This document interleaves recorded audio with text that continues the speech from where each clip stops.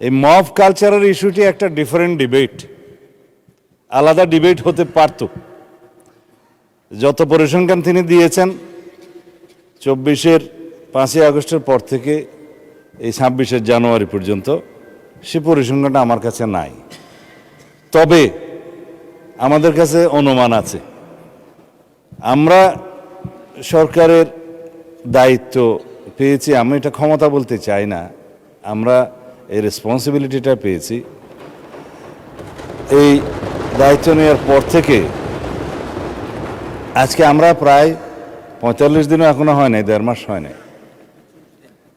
এর মধ্যে ঠিক মব নয়, মবের মতো, কারণ এখানে ডেফিনিশন আলাদা করতে হবে।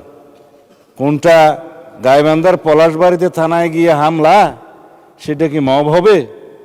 নাকি কোনটা 21শে ফেব্রুয়ারিতে মাননীয় সদস্যের উপরে হামলা হয়েছে, সেটা কি মব হবে? নাকি উত্তরা একটা বিজনেস সেন্টার, উত্তরা স্কোয়ার সম্ভবত নাম, সেখানে ঘেরাও করে দোকানপাট ভঙ্গ করেছে, সেটা কি মব হবে? সব কিছুকে মব বলা ঠিক হবে না। কিছু আছে সংগঠিত পরিকল্পিত অপরাধ, তার বিরুদ্ধে মামলা হয় এবং সেটা তদন্ত হয়, গ্রেফতার হয় এবং বিচারের জন্য সুপর্দ করা হয়। কিন্তু স্পষ্ট উচ্চারণ আমরা করেছি দায়িত্ব নেওয়ার পরে, বাংলাদেশে কোনো রকমের মব কালচার আর থাকবে না।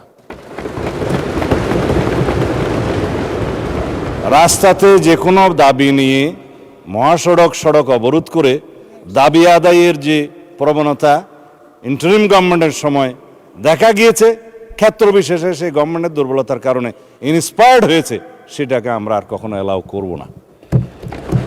গণতান্ত্রিক প্রক্রিয়া হিসেবে দাবি থাকবে, সেই দাবির জন্য সংশ্লিষ্ট কর্তৃপক্ষের কাছে, মন্ত্রণালয়ের কাছে, ডিপার্টমেন্টের কাছে অবশ্যই দাবিনামা স্মারকলিপি দেওয়া যাবে।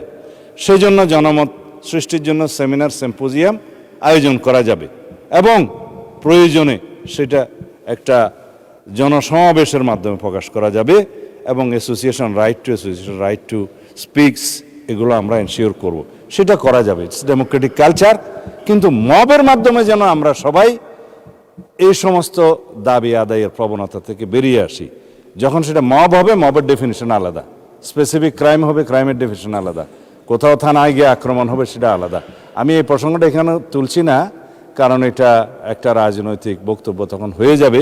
কোনোদিন যদি সেই বিষয়ে কেউ নোটিশ দেয়, সেটা করব, অথবা আমারও ইচ্ছা আছে 2-1 দিন পরে 300 বিধিতে আমি একটা বিবৃতি দেব। ধন্যবাদ মাননীয় স্পিকার।